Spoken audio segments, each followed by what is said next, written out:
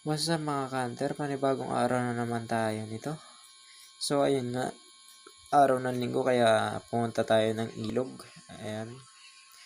So ayan, tayo nagligo na. Ayan na. Yan yung mga kasama natin. Ang sasaya nila, lumalangoy no. Sana all magaling lumangoy. Ayan o.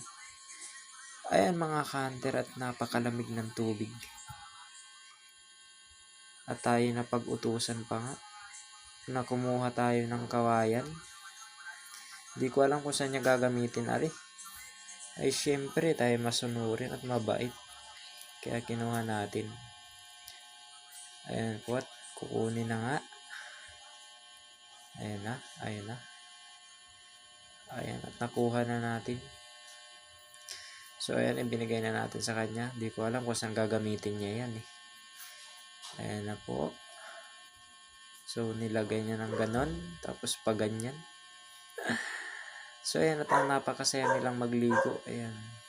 Sa sobrang init ng panahon ay napakasarap talaga magligo ng ilog. So sana laging ganyan tayo no.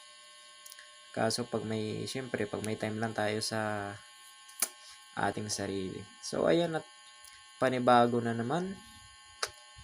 Ayan na sila. Napakasaya nila no. May paglandi pa yung isa. Ayun, at tumalo na nga. Ayan, at nagpapauso na sila. Napakarami siguro talaga ng lamok din eh. So ayan mga guys, hindi ko na pinakita kung paano ako magligo no.